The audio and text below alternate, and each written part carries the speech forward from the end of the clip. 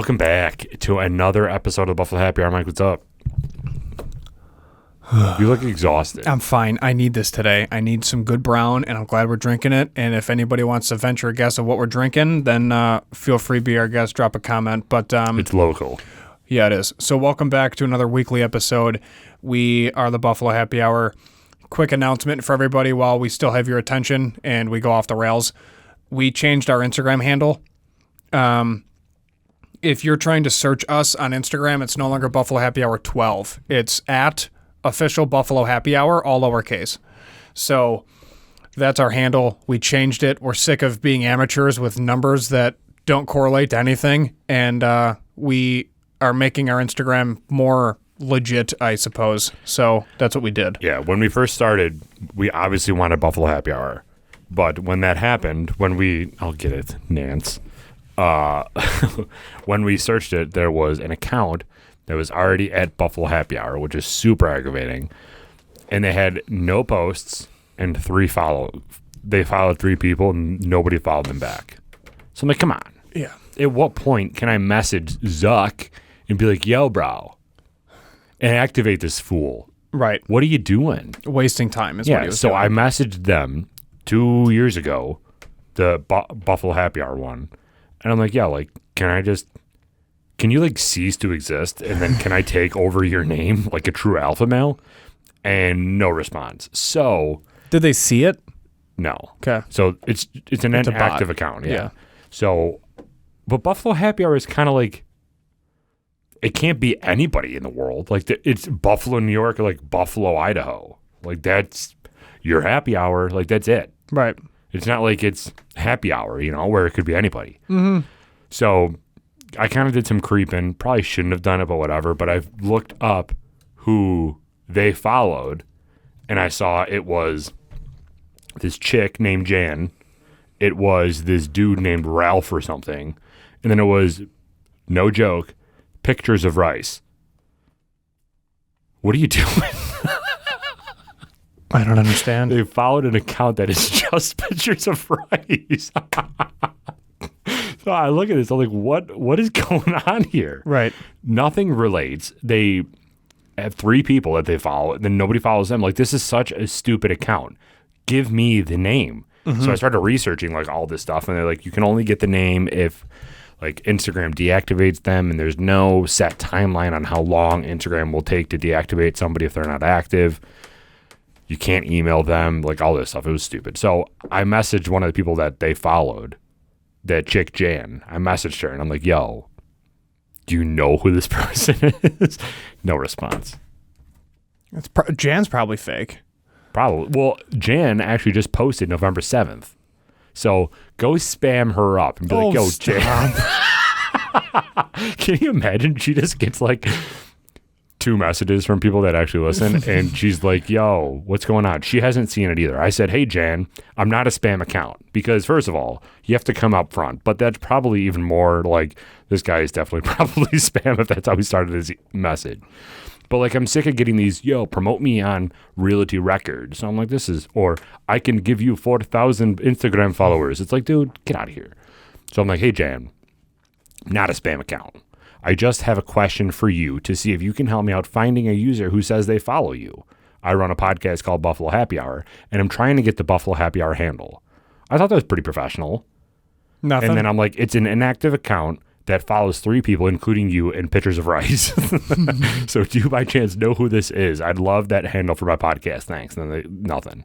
They haven't seen it. They haven't done anything. But yeah, man, it's wild. Jan's probably fake.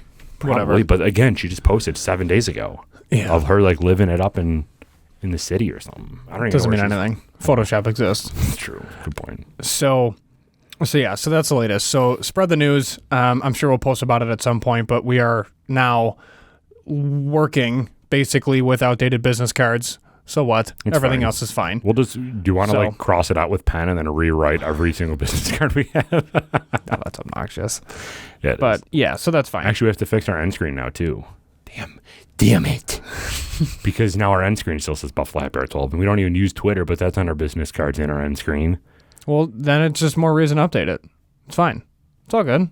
It's just another cycle of us creating more work. So anyways, Fun fact for today's episode. The first person to jump off the Brooklyn Bridge was a professional high diver. Oh, like in the Olympics and stuff? Yeah, he wanted to demonstrate that people did not die simply from falling through the air, thus encouraging people to be willing to jump from a burning building into a net. He wanted to prove a point and a theory of his, basically. Okay? So he proved himself correct by falling 135 feet safely through the air, only dying when he hit the water. So, case in point, don't jump from high buildings or structures, bridges, etc., and think that you'll live, because you'll survive until there's impact of whatever you impact. Well, people don't understand how Physics work. impactful water is. It's once you reach a certain height, it's equivalent to hitting concrete. Right. And I learned that from Fear Factor, believe it or not, growing up. So, What's up, Joe Rogan? yeah, well, I wonder what he's doing right now, this second. Joe Rogan? Yeah. Oh, probably interviewing Snoop Dogg's cousin or something. But yeah, when you jump into water, it's like cement. People don't understand that. If you jumped onto a net, there's forgiveness with the net. This dude's an idiot. Correct. Well, he died, so Darwinism.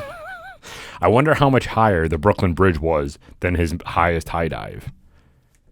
135 feet is intense. What's the Olympic high dive? Well, there's people that cliff jump. Which is that stupid. Dude, I wouldn't be surprised if they've reached 135. Olympic? But you have to, but you die enter at the point. right angle, right? Correct. Like your feet have to be pointed. You literally have to penetrate the water. It sounded weird. Olympic high dive height. What is that, wind or is someone howling at us? I think someone's howling at us. In order to safely dive from 10-meter high platform, diving pools must be at least 16 feet deep. What is... Sweet, thanks. Can you convert that to feet so everyone who listens to this knows what's going on? 30 feet, right? I don't... Are you serious? There's 3 feet in a meter, right? Or 3 feet in a yard. A yard is pretty... Yeah, it's like 3.1 or something. A yard is like exactly similar, kind of, to a meter. Our Patreon members are literally screaming at us right now. It's like, you guys, please stop talking about math. How high is the high dive in the Olympics? In 1904, the men's 10-meter platform was added. Probably 45 feet. What is it? 10-meter, 3 meters springboard. Yeah, it's probably like 10 meters. That's not high. What is 10 meters to It feet? can't be 10 meters. It's higher than that. 10 meters is going to be like 33 feet. Are you sure? No. We're the only country that doesn't use the metric system, and it bothers me. Feet to meters. This is super good content for everybody. So 1 foot is 0.3048 meters, so it's going to be less. So let's do a little flip-flopper, jib-jabber over here. What a loser. Can you just do something right? 10 meters to feet. That's what we got to figure out. Figure it. Dude. All right, so 10 meters is 32 feet. So, yeah, I said 33. This is 32.8. Yeah, 33 Get on my feet. level. Oh, chill. But that doesn't seem right. Only 33 feet? They seem much higher than that. Dude, they're doing like quadruple backflips and 1080 spins. But their RPMs are so high, dude. Well, yeah, but I can't imagine. What is the highest high dive? Also, what are we going to talk about today? This is all that we have. So hopefully everybody is really into the Olympics. Plus, those dudes wear Speedos. The highest dive on August 4th, 2015, the Swiss diver of Brazilian descent, Lazaro Lasso Schaller, set the world record for diving from the platform, diving 58.8 meters, higher than the Tower of Pisa, which measures only 56.7 meters for your reference, and exceeding a speed of 120 kilometers per hour at his entry into the water. So 58.8 meters. Let's try this one. Isn't terminal velocity 120? 58 feet per second? You don't, yeah. 192 feet. That's how high it was. How high was the Brooklyn Bridge? He was like 135. What a loser. He could have lived.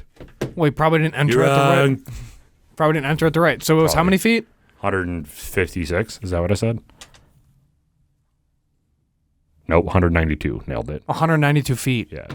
So that's how high this dude jumped into And the I water. guarantee that guy reached, it's 9.8 meters per second squared is terminal velocity. So, yeah, How about now? I knew something.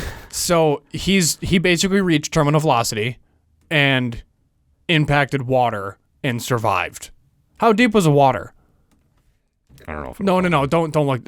No one's gonna know that, but it's got to be deep because you have to calculate that. You got to figure that out. Oh yeah, before you you're dive. going down For sure. So they just said in the Olympics that if you're 30 meters, the water has to be 16. So if you say it has to be half, like it has to be half as deep as it is tall. So 192 feet has to be like at least 100 feet deep. The hell did he jump into? The ocean, bro. Seriously? Yeah, That or a lake? Did you ever see? I'm fascinated with videos on Facebook that are like the richest man alive throughout the years or like most successful hockey player throughout the years. You ever seen those where it's just like a time lapse of 70 years of the people like reordering and then going up to the top? Those are so fun for me to watch. But I watched this one that was depth of the ocean explained, or depth of water explained, and it started off with like a pool, and then it kept going, and then it kept going, and then it kept going. I forgot what the ending of it was, but like one of them was Mariana's Trench, but there's something deeper than that. Yeah. And it was just like the scale of how deep the ending was compared to like Lake Erie or something is ridiculous. You can't even fathom. So much of the water is unexplored. We know nothing about down there. We know more about space. Which is weird. Has anybody ever thought of that? What if aliens live underwater? Well, they just released the new telescope that can literally see the end of the universe. What? You didn't hear about that? How much does that cost? Oh, I don't know. Elon could probably pick it up, but yeah, it's pennies on the dollar. It straight up can see the end of the known universe. It's the Hubble telescope 2.0, essentially. Hubba? No, Hubble telescope 2.0, and then it's got its own name, and it can see like the end of the universe. Christ. Are you pulling it up? Cost $11.3 billion. Yeah, they just released it. Like it's live now. They're using it. I don't know where. How can it see the end of the universe? I thought the universe it's so powerful. End. Well, it's forever expanding. There's theories on that. There's people think that it already ended, but then there's other people. An educational discussion for you and I to handle. Duh. The average of 2 numbers is our limit. Now we're talking about space. It's fine, crushing it. But yeah, there's sides, right? So there's some people that think that the universe already stopped expanding, and then there's other people that think that the universe is continuously still expanding to this day, to this second, right now, as we talk and as you listen. Like it's still expanding. How can the universe expand though? Because there's nothing to stop it. Every action has an equal and opposite reaction. You're getting way too technical. But there's nothing to prevent the current expansion from stopping because it hasn't hit anything to stop because the universe doesn't end. But what is the end of the universe, and how can you measure if the end of the universe is growing if there's no end to the universe? The end of your telescopic powers is the answer to that question. And right now, they're saying that telescope can see to like where the known end of the universe is. But the end of the universe is expanding. To some people, other people think it stopped. I want to do more research on this thing. I don't. I would get nauseous. End of the universe. Dude, I'm skipping beeps like no one's business because I'm thirsty. Someone's going to be super happy and right now. Reprogrammed it. What's up, Mega Fan? Get out of here with your hatred. Flux on them. The Hubble, I can't even say this correctly. The Hubble Space Telescope in 30 years that transformed our view of the universe. I don't really like this discussion because the unknown makes me uneasy. I just don't like knowing things. Did you ever get to that point where like you're in a conversation that is so over your head, or you have so little understanding of the topic that you just feel uncomfortable? Yeah, like every day. Like all Come the time. on, no, you're smart. But like in general, if you have a conversation with somebody and it's just way over your head, you're just like, I am so out of place here. I don't feel comfortable anymore. So How do you react in those situations, Derek? I try my hardest to absorb as much as I can, but at some point, it's so above my head that there's not even a concept of absorbing information because it's not sticking. In order for you to absorb information, there has to be some sort of pegboard that information is sticking to, correlating to other points of reference that you have around that subject. But if you go deep enough, there's conversations that have no place in my mind because they're literally throwing spaghetti at the wall and none of it's sticking. It's just falling right down. So in that situation, I just kind of like tune out and nod my head. And somebody asks if I agree. I'm like, yeah, absolutely. I don't know what I'm agreeing to. It hasn't happened that much. But like, is that because you're one of the smartest of the smarts? The smartest guys. I'll tell you, Joe. Yeah, it's wild how people know so much more than I can ever even imagine. I just ask questions very similar to when a toddler says why.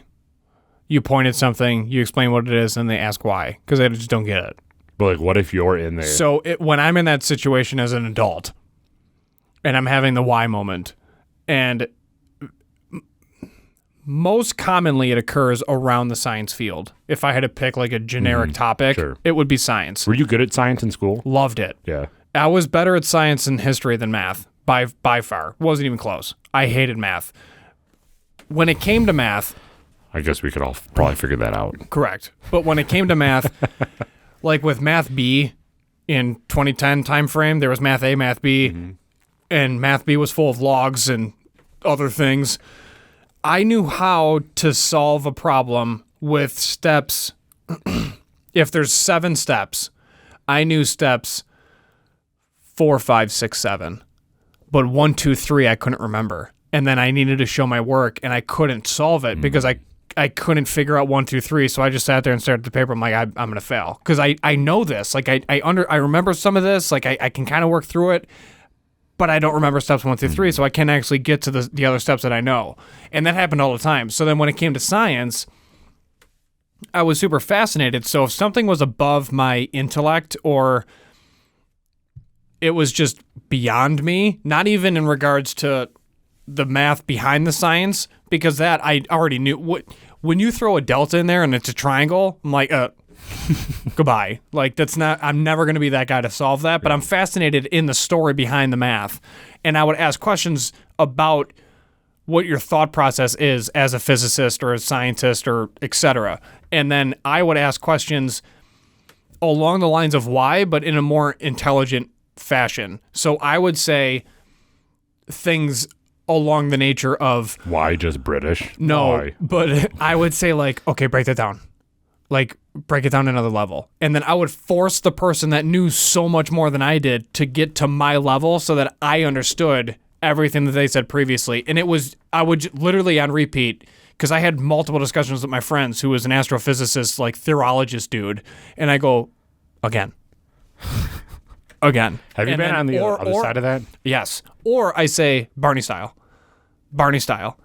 One more time, Barney style. And then they get to my level and they're like, dude, you're so low. I'm like, shut up. But then I say, okay, now that makes sense because you articulated what you knew. And that was my sign of someone's intelligence, is their ability to articulate what they knew to the lowest level so that the lowest level understands it. It's not what you memorize. It's how you can articulate what you know. Right. So, and that's how I work, right? Because then I can formulate things so that it makes sense to everybody. So once they got to my level and they explained it, and it literally just became 2 + 2 = 4, I go, I understand that concept. Now all that actually does make sense because I can follow what you were saying before, and it all kind of falls in the same line. I'm like, yeah, because it's not hard. I'm like, yeah, but it's fascinating that you're already there, and I have to climb a ladder.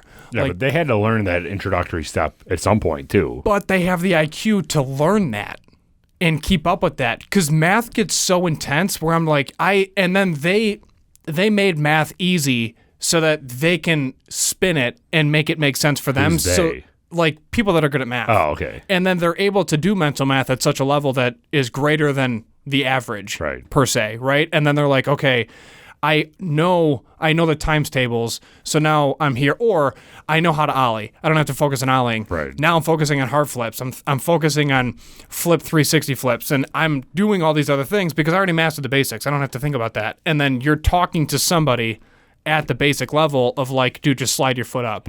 Like slide your foot up the board. 2 + 2 = 4. If it's a decimal, all you're doing is moving the decimal. Like, but you have to further explain that. But you're in your own little league. Like you're doing calc in your head. Like that's weird to me. Like I can't do that. But it happens with science, and then it happens with financial things, 401s, investments. I'm like, you got to break that down. Break that down. Okay, sounds good. Like I just need to now put $20 in this bucket, and then that $20 will do things that are above me. That's why you pay somebody to for benefit. That. Correct. And then that's how I work. Have you ever been on the other side of that where you are trying to dumb down what you know, and you get to a point where you're like, dude, I can't break it down anymore. How do you handle that? Because like there's a point where it's I continue to ask the person, what do you know? No. Stop me when I lose you. And I start from the very beginning, and then I go through things, and then they're like right here. I'm like, okay, so we're going to start here. And then I unglaze their eyes, because that's when they're just like, they're lost because they can't keep up anymore, and their eyes instantly glaze over. And then I articulate that step at their level, ask for confirmation without having them shake their head. I'm convinced there's a thing called etch-a-sketch syndrome. So if you and I are having a conversation, and say it's a business transaction, you agree to A, B, and C, correct?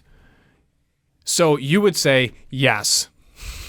Well, everything just erased itself in your head because you're doing this motion up and down. It's an etch-a-sketch. So I'm doing everything in my power to prevent you from nodding up and down and erasing everything that I just told you. So I word things in a way so that it's not as close-ended and it's more open-ended so that they can stay in the conversation long enough to actually grasp it. But I circumvent that situation and prevent it by using analogies at such a level that everybody understands. And you and I had the discussion, say, with your basement. It was the same thing. Like, we need to develop a highway system for the water to travel on, which is your interior drain tile. That's the highway. Your sump pump is a tow booth to get off the highway and out of your house. So your sump pump gets it out. You right now don't have interior drain tile. Not you specifically, just in general. There's no interior drain tile in your basement. There's no sump pump. There's no highway. There's no tow booth. So we have to tell the water where we want it to go. And everyone's like, that makes sense. Thanks. Got it. Like, what do we have to do now? Then you follow up with whatever the next step is. Pay $4,000. North, but yeah. And then there's a lot of it happened with filters because there's so many ins and outs of filters that no one cares about filters. Nobody cares about a basement. They just don't want water, and then people don't want dirty air. So you have to make it fun. And that's the whole goal of, like, even math teachers, make math fun, because no one likes math except for like a handful of people. And those people they don't need to make it fun because they're fascinated by it in general. But you have to attract the masses to like what you like. And then that's the brilliance behind teaching. And that's why teaching is so undervalued. Oh, yeah. But in my opinion. So what got you into like that side? Because you didn't study like sales and commercial sales and all that stuff. Not at all. What made you get into filters to start with, and what entertained you enough that you wanted to stay? Deep question. I feel like So if you're new here, we both went to school for criminal justice. So that's why this question is particularly interesting. Yeah. Because I somewhat stayed in criminal justice, like somewhat, but you left it completely. So, and to me, I know that you're very rigid, but also like, I don't want to say aggressive, but like very in the moment, like excited and that type of person. And then you go Intense. to like the most, I don't want to say boring fields, but like boring fields. You're selling filters. So what keeps you excited about that type of stuff previously and then now basements? My personality just in general. Gotcha. Because I don't feel like I've ever been in the right field. Meaning, I'm convinced I'd be the best gym teacher in the history of the world. Like, I would be a great teacher because I love educating people on certain things, whatever that is, whether it's like history, air filters, basement systems, etc. Would you ever go back for your master's? Running shoes. Yeah, but I would stick to, because I want to do the 18-month thing, get in, get out, So I'd stick to criminal and then do like criminology or something regarding psych. But I just love people, and I just love having conversations with people, which is why sales works so well, because I'm not afraid to break down walls and barriers and like relate to everybody regardless of where they are in the world. And my goal is to be the perfect blend between white and blue collar, where I'm just dead nut center. I relate to both sides, and then nobody feels like they're being taken advantage of, regardless of what I'm doing, whether it's podcast, selling, being a parent, being a husband, I'm involved in social groups, like whatever. Like, I'm obsessed with the idea of digging a trench in the morning and replacing something, going home and showering, putting on a suit, and then going to a gala. Right. Like, I'm obsessed with that. And that whole idea, because then it's like you're a man's man, because then you can do both things. I don't want to be the stereotypical white collar. I work in a high rise, like outside of Buffalo, like Wall Street. That's not, I don't want to do that. I don't want to be super corporate where my hair has to look a certain way because of the atmosphere that I'm in. Right. But I don't know. Like, I've always wanted to be a chameleon, and I think it stems from, not that, I mean, really the only person that's going to get a lot out of this conversation is Autumn Leaf because of her field, but I think it stems from the fact that my dad told me at a young age, be friends with every clique in high school, so you never have a problem, you're never getting into fights, everybody wants to be like your friend, and then you're not burning any bridges, and don't burn bridges, just treat everybody equally, regardless of where they are, in like the caste system, economically, financial, however you want to phrase it. Everybody's the same because they're all people. They just live their life differently, and that's okay. Why do you think those type of groups formed in high school and people were so stuck in their ways to like stick into their groups? Because I was the same way. I didn't like high school at all. Same. But the one thing about high school that I tried to do was like be friends with, not be friends, because I still don't like hang out with high school friends at all. I have one, we reconnected during a single year, and we just like went out and drank a lot, and now he's my realtor and one of my closest friends. But like after that, my high school friends, like I don't have any high school friends. I didn't want to like make a ton of friends in high school. I wasn't on any sports. I didn't do anything like that. But my goal was to have, I guess a better way to say it would have nobody in high school hate me. Like nobody in high school was like, I don't like Derek, because I was just like kind of like a blank sheet. I was friends with everybody. I was nice to everybody, but like I didn't have a clique. Did you have a clique? Other people will say yes. Because of football? Correct. However, I took a lot of classes outside of the normal realm that you were supposed to take as a jock. Like I took photography. I took clay and like art classes. I had friends, and a lot of it stemmed from elementary school before cliques were a thing, and I just never burned those bridges and friendships. And then I would remember, what was crazy, I remember this. Senior year, I was talking to people that I've known since elementary school and bringing up memories that we had in elementary and middle school and senior year of high school, and they're like, I didn't think you remembered that. I'm like, why wouldn't I remember that? And then they realize like, oh, he's not a jock, and right. He's not obsessed with the letters, the varsity letters, and it, like, of course that's part of it. Like when you're on a football team, is you have a jacket, you have a letter, and then you just go to the gym because etc. But it was weird that everybody thought that I forgot about all the funny hysterical moments that we had in the years leading up to it. So I don't know, man. Like everybody's on their own little path, and high school is a hormonal disaster anyways, so why would, like, who cares? Like, yeah. And no one knows anything at 18. No one knows anything. So what are you going to piss them, like, don't piss them off. I mean, granted, I was a dick, but, I still made people laugh. But, so looking back on it, I don't really know, obviously I just told you that I don't really have a lot of friends from high school, so I can't really talk to them about it, but do you know people from high school that were in a certain clique and now severely regret it because they alienated like 90% of the school's population? No, I don't think so. I've also never asked anybody that specific question, so I can't say too well, but I don't feel like that's a thing. A lot of people from my graduating class now, I feel like just got their footing in life to where they wanted to be, and it's been 11, 12 years. Like, it's a lot, dude, because it's been 12 years, because you go from, once you graduate high school, you do the college thing, and I feel like everybody kind of did this. We all went to college. We all hated college. Most of us did college for like a specific field that we wanted to do, whether it's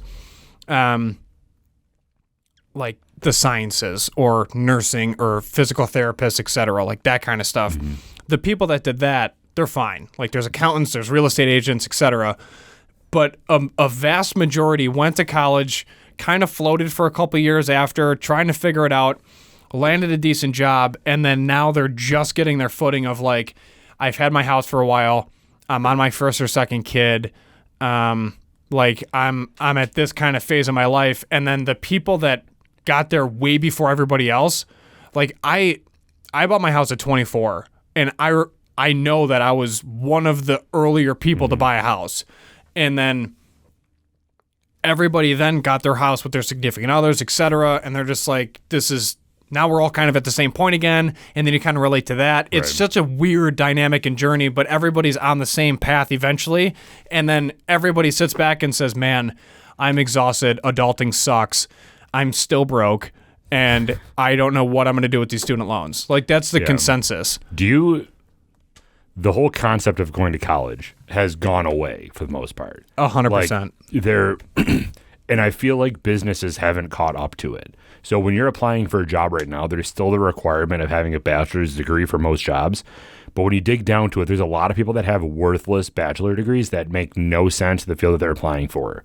So do you think that the requirement of having a bachelor's degree to work in a business that isn't necessarily in your field is even worth it anymore? Like, if you go to school for lesbian dance theory and you have a bachelor's degree in that and you go try to work at a bank, like, that's a pointless requirement, because nothing that you learn during that whole 4 years of you studying lesbian dance theory will ever correlate to anything you do in banking. Right.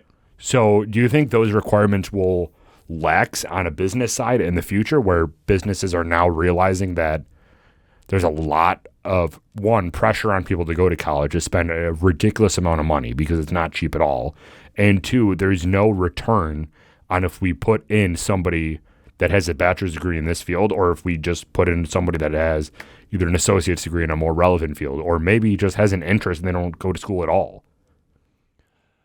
I remember hearing this from one of my employers when they were hiring me, and I said, I know without a shadow of a doubt that my career has nothing to do with my college. And I don't know how you guys feel about it, but I'm here to work. And that was basically my message at the table, right? And then they came back and said, in the moment, you having a college degree shows us two things. One, you're able to learn, and then two, you have the dedication to see something through. And I said, okay. And they go, you have familiarity with Microsoft programs, which is great, between Word, Outlook, Excel. Like, you have a working knowledge so that you can learn things on it, but at least you have some fundamentals of what a workbook is, etc. Right. Like, yes, right? And then they go, okay, otherwise we don't care, like, at all. And also, specifically with the trades, to answer your original question of why did I pick boring fields when it's like not me, a lot of it in a sense is because job security and safe, like, those are the first two like defense mechanisms, and that's a God's honest truth. I'll always have a job, and there's job security, so I'm not worried about it. Yeah, and then you're not getting shot at. Correct. And then with that, you're generally, when you get into a trade, they'll promote education from within to specifically enhance you as an employee and as an asset. So they'll pay for apprenticeships, they'll pay for schooling, they'll pay for et cetera, and then allow you to grow within their company for a long-term investment to make sure that it's worth it. So, and they get an ROI back because a lot of companies are paying, which most people forget to, realize, not to get like super down into the weeds about it, but when you're having the debate about dollars per hour for certain positions, so many people fail to remember what the business is already paying for in regards to health insurance, 401 contributions, taxes, etc. So if you are, making $45,000 a year, you're worth more to the company because they're paying into all those things, and then they're paying a portion of your benefits. And most people don't realize that at all, and they only look at what they're getting after tax and demand more money. And it's frustrating from a business standpoint because the employee that's complaining and barking about unions or et cetera they're not seeing it because they don't have the business sense. They don't have the business savvy to see the big picture. So, and it's a very tough conversation to have with an employee of, yes, you're only making $500 after tax a week. I get that. However, we're paying for all of this, like A through F, so that you don't have to. And overall, you may be making $40,000 a year at $500 a week in New York State after tax, but you're really worth $65,000 as one employee. So the overhead for us to continue paying you that amount, we need to make sure that our doors don't close so that you have job security. And so many people don't realize that at all. And that's what's frustrating. But I don't even know what you asked in the first place. I don't either. But, college and if it's... Yeah, like if you think businesses are going to shy away from the requirements. They already have. Yeah. Because now they realize that there's such a shortfall in the trades, and the trades run the world.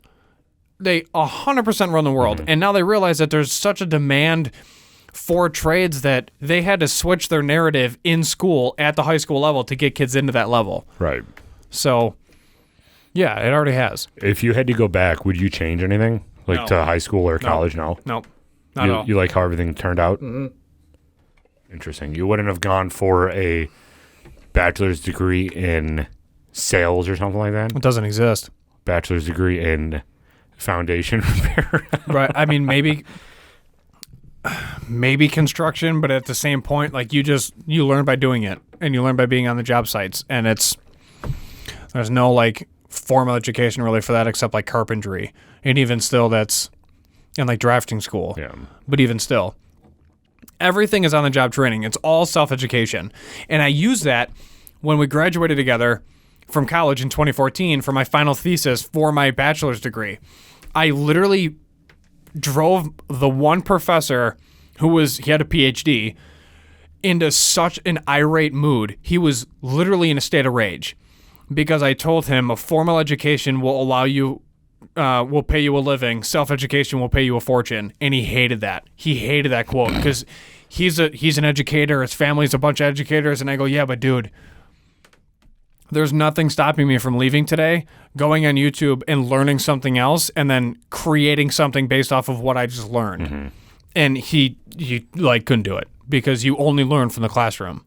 So I wrote an entire thesis on it, turned it into him. He signed off on it, and then I got my degree. Did he fail you? He didn't fail you for that? No, because at the end of the day, he still knows that I'm right. Yeah. He just doesn't like it. So he just had to put his feelings aside, thank God. And he goes, yeah, like it.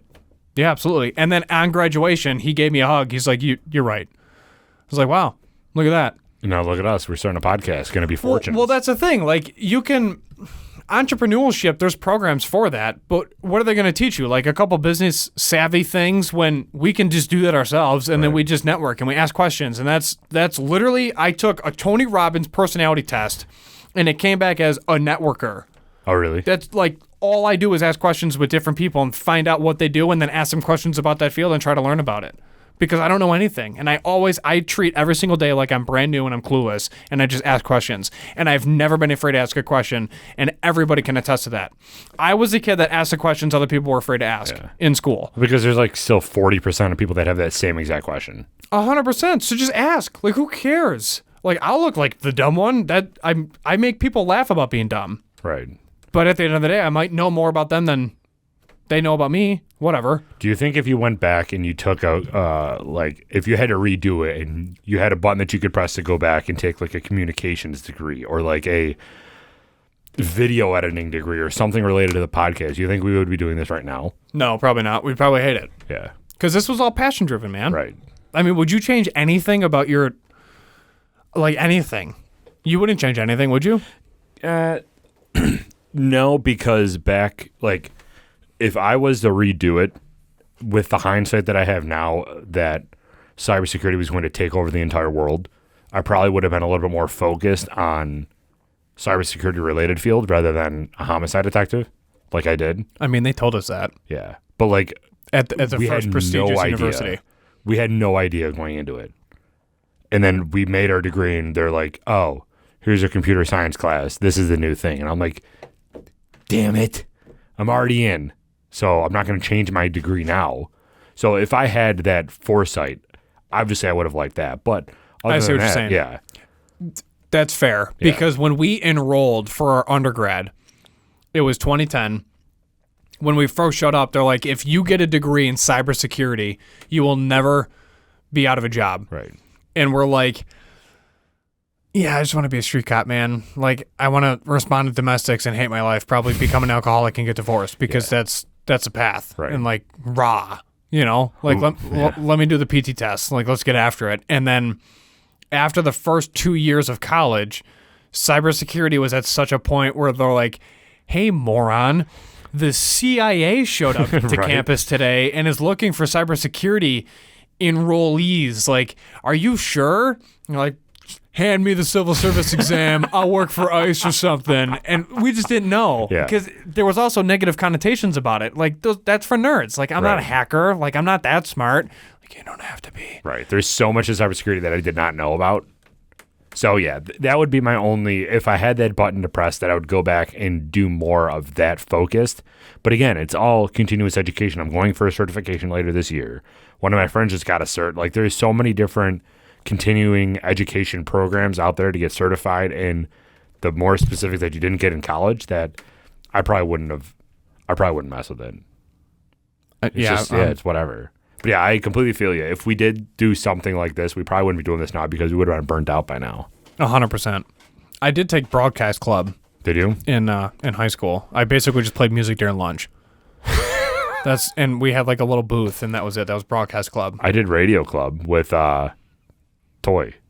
That's amazing. Yeah, that's how I know him. Good dude, Radio club. right? Yeah, It was great like dude. one semester, and then I stopped. We see him in a couple days. Oh yeah, tell him about it. What do we got going on? We got a little bougie event coming up. We do have a bougie event coming up. There's a local small business that's celebrating 20 years of being open for business to the public. So in that, they did a building renovation and are hosting a party.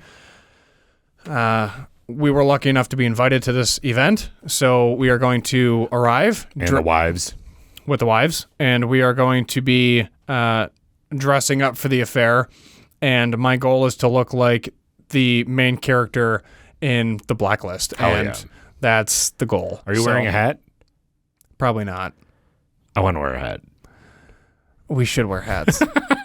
But yeah, it's going to be a really cool event, so I'm excited for that. There may or may not be a pocket watch, so Oh yeah, we'll just love that. we'll just make it work. Did you have something as a kid that you thought was like so beyond your time and you thought that you were cool? I had a pocket watch when I was younger and I'm like, this is the coolest thing in the world. And then I wore it to school and everyone's like, what are you doing? I had zip off pants, and Hell yeah. that was basically in style, but now it brought back into style. So Dude, fashion is so weird. it is. What was your weirdest fashion sense growing up? Did you have one or were you all pretty much the same thing? No, very baggy orange prison pants that were zip offs. And I used to wear them rollerblading when the school would host like Friday night skate nights. And I would wear those, and they were my favorite pants. And I would just rock these like I walked out of Attica prison. That's what these pants look like, and I wore those. Kids now are missing out on so much. Mm-hmm. Like, do they I remember every Friday night, me and my friends would go to the mall and walk around. Malls like barely exist anymore. And if you go, you're going to get shot. But we would walk around the mall and just like hang out for 3 hours. I remember me, my friend Jake, and my friend Steve. We went into Zoomies. We hung out with the employees there and we played games on their TV on their couch. And we sat there for hours. Kids nowadays don't have that. Parents don't even let their kids do anything nowadays. We would get on our bike and just go skate the village of Lancaster. no parent is letting them do that now because it's too risky. But there's so much that kids are missing. I remember also the Depew roller rink. Do you remember that? That before it got taken down? That was like a Saturday night extravaganza, bro. You and the boys would go down, strap on those blades, and just pirouette around all the ladies. And it was such a fun time, but that doesn't exist either. Extreme Wheels, going skateboarding there. There was so many They're still events open, for aren't they? Or kids. did they close? I think they tried to reopen, and they did for like a little bit, and then they reclosed. I could be wrong on that. But Depew roller rink is also down. Remember how expensive it was to eat there? Yeah. Because we were po. Yeah, oh yeah. I mean, we still po. But now we po in a business sense. Hell yeah. But like, there's so many things in my childhood that I'm so happy that I was able to like happen before technology ruined our lives. What's tough is, and I was talking to my brother about this because he is, he's still raising two sons, right? And I go, at what point did technology kind of step in and ruin it? And they go, you really don't have a choice because school is so advanced where it's all technology infused. Every kid has a cell phone now. And if you don't have a cell phone for your kid to like check in to see if they're safe, there's no way to communicate with them. And the world now, that's just not applicable. And it further cements my reasoning and wants / desires to have land so that we can literally just have the kids run around the woods and create childhood memories that way instead of what we did growing up where it was, go to an extent. I mean, we still can like go ride your bike to your friend's house, be home by dark, When the street light comes on.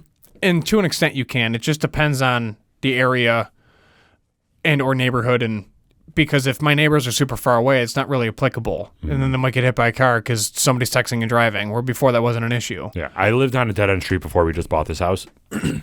And I would drive down the street, and there would be these group of kids all the time with their bikes. They'd be scattered all over the lawn. They were super annoying, but like I couldn't get mad at them because they were hanging outside, being kids, hanging with their friends.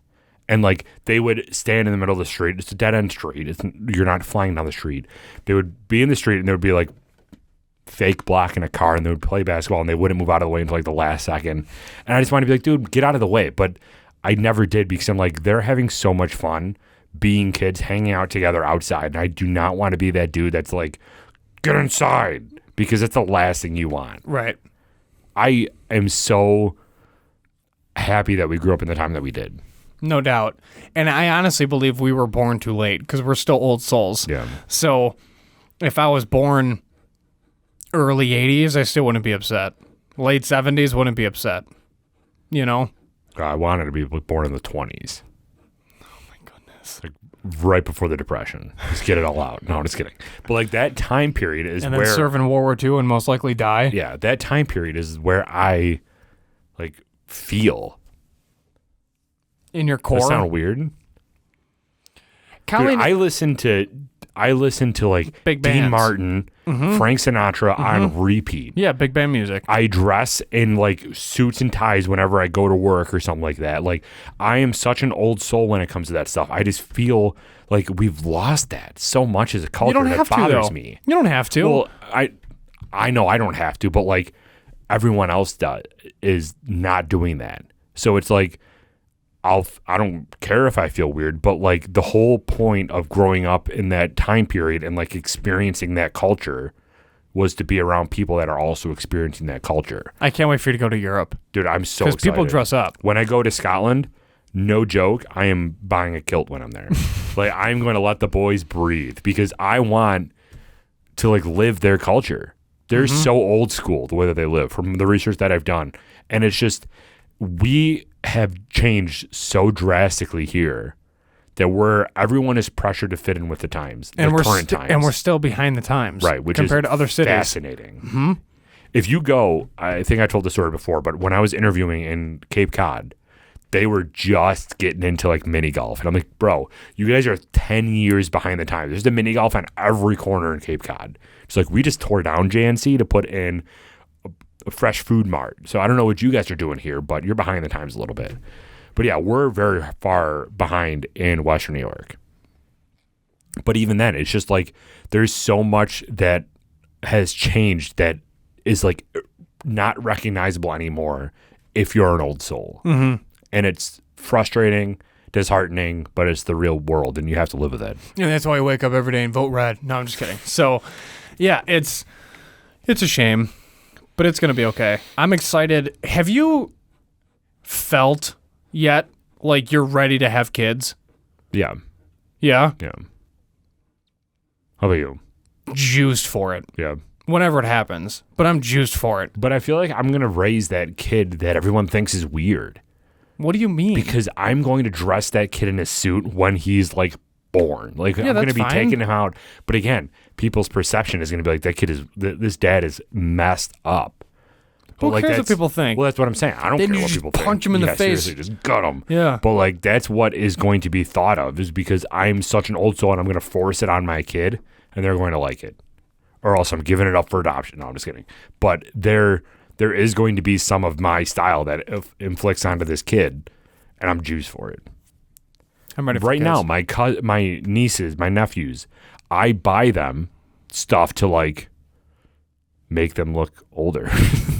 Like Nick's kids, every birthday I buy him an Easter outfit, like a button-up, like very classy outfits, because like I just love doing that, like having a little boy like your kid dressed to the nines is one of the cutest things in the entire world. It is, because it's all small. Yeah. And like you're giving him a top hat, like the kid doesn't even have hair yet and you're gonna give him a top hat. This is adorable. Mm-hmm. And I just want to do that so bad. I cannot wait. It's going to be awesome. I'm ready for kids. How many do you want? Are you an even number guy? Yeah. I'm an even number to the core. The radio volume, the TV volume, any number I'm associated with. Is 5 even for you? I know it's technically not even, it's an odd number, but is 5 like an even, like you can go 45 and you'll be okay? Or does it have to be 46 or 48? Oh, no, it has to be an even number. Really? Yeah. Because like 45 is an acceptable number though. No, it's not. What does that even mean? Like, Because it's like a hard in between two numbers? yeah. No. It's not divisible by 2. So you would do 44 over 45? Yeah. I do not like that at all. I understand that. But at the end of the day, if I'm at 45, I'm going to 50 and then be done with it. Jesus. Because- You're going to blow out your eardrums. Well, bro. no, it based on the TV. That's true. Yeah. And the program that you're watching. Hulu is super loud. Correct. Peacock, not so much. I wouldn't know. You have every streaming service in the history of the universe, Except Discovery Plus. which we need to be on. Anyways, Yeah, seriously. the Get us back. yeah, 2 kids makes sense, but I just want to start with one healthy and go from there. Mm-hmm. Gender, obviously, I want a boy, but if it's a girl, it's not the end of the world. If there was a pill that you could take that would guarantee a boy, would you do it? Without question. It's Really? Not even a dude. But what if like the side effects are harsh? Like what? I don't know. Like I don't produce weakness. No, like Doesn't- yeah, dude. knock on wood. I didn't tell you, dude. She's pregnant? No, Jesus Christ. H. Yeah, live. Are you nuts? No. She officially got her name changed. Oh, really? Yeah, remember we talked about it a couple episodes yeah. ago? The Social Security office is Yeah. a legit disaster. It finally came in, I got a dude. text from one of my friends giving you recommendations that I never pass along. Oh, thanks, man. Yeah, no problem. Yeah, it's a form. So she sent in a form, mailed the birth certificate, the original birth certificate, and then it came back and it was like, yeah, here's your new Social Security card. You're all set. Your last name's officially changed. Shred your old one. I was like, oh, perfect. So, like, I don't know what mystical human being employee exists that's just doing all this behind the scenes, but it worked. Does it concern you that we use Social Security number for everything? No. No. You're also talking to a government employee. They got multiple fingerprints on file. They got my shot record on file that's not even up to date, so you might want to check on that. And then I got a DOD number. I got a Social Security number. I got... But like if you're signing up for a Banana Republic credit card and you gotta enter the last 5 years social, like dude, Gap does not need to know my Social Security number. Yeah, no, the government ruined all that. Yeah, I so- literally don't care about Social Really? Security. Yeah, I literally don't care. I'll give it over the phone. It doesn't matter. Because I'm like, dude, it's such an irrelevant number at this point. If a hacker wants my information, they already have it. So what's the point? And then the government ruined it where they're like across the room. You're like, hey, Kelly, I need your social. Like you forgot, you destroyed this form. Like you effed it up. I'm just like, oh, one, and then you just like yell it across the room. That's normal. It's common practice. Like it's not, there's no, literally my first year in the Army, they're like, hey, you need to fill out these forms. And I'm like, I'm like, here you go. And they like staring at me like, dude, it's not a big deal. It's the government. They already have it anyways. Like, who cares? Like, oh, that's fair. And then you go down and you walk down a hallway and they're just jabbing each shoulder full of shots. No clue what's in them. No one knows anyways. And then you ask, like, oh. And then they stick you, next nurse, oh, stick you. Like, it's literally a hallway and you're cattle. And then it's like the scene in Pearl Harbor where Ben Affleck's like bending over the desk and then she sticks him in the butt. It's just it's like that. It's just a little more modernized inside of a hard structured building, and that's normal commonplace. They're like, hey, what's your social? You just say it. And they're like, all right. No one cares. It's a joke. And then all these civilians are like super terrified. I'm like, I will pee in a cup in front of a room of 75 people, pants down. It's different than a social security number. No, but it's like it's a common barrier of like what people are nervous about. Like there's when I first started at the bank, this was 2014. I was working there for like 1 month, and I had access to everybody's bank accounts and their social security numbers. I'm like, this is wild that I have access to this. Right. I am hungover right now, and I know your social security number. Yeah. There's rosters, there's DMDs, like I could tell you, I had a phone call the other day with a buddy that I deployed with, and I used his first name, middle name, last name on the phone call to address him. And he's like, we haven't talked in like a year and a half. And you remember my middle name? I'm like, yeah, dude, it's ingrained because there were so many rosters and that was one of my jobs. So I was like, yeah, I got you. Like none of it matters. So let me ask you this then. For passwords. Yeah. Are you like, I need alphanumeric, different, like some crazy password that nobody will ever get? Or are you like Mike Kelly 1? It's not Mike Kelly 1, but it's something that I won't forget, which makes it a strong password, but it's not this insane 17-character thing. It's simple. And now it's basically it's close to the same password for everything. There's variations of like the one tree's got multiple branches, put it that way. Right.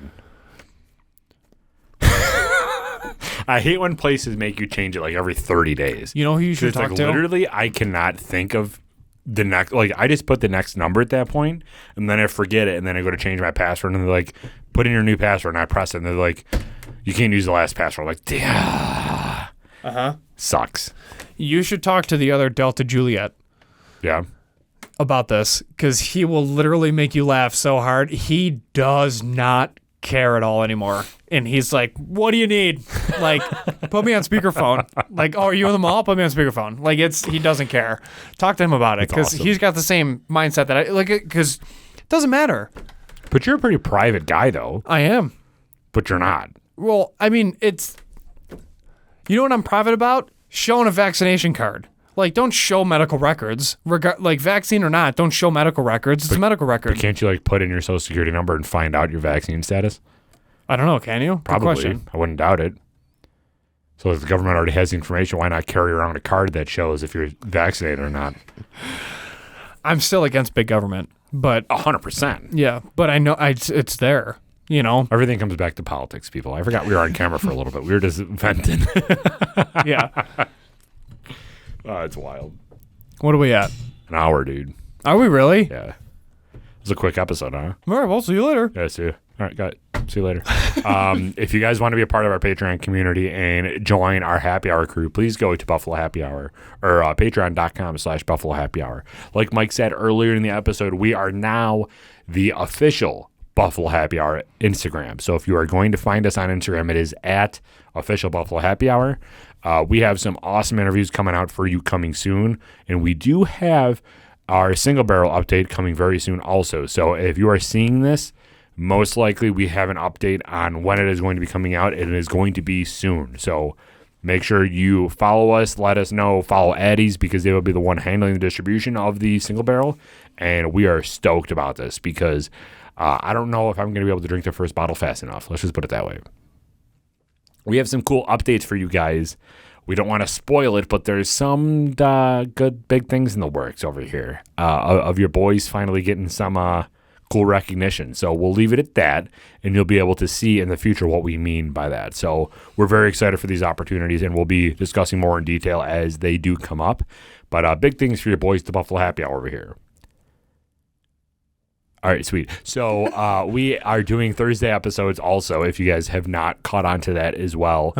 We have done the top 5 bourbons under $50. We have done proof points explained and why it's important for you to know your proof point. And we also did the top 5 holiday or unique holiday cocktails. So if that's something that you're interested in, please go check them out because they are super cool videos that we put a lot of time in to help you guys with your choices.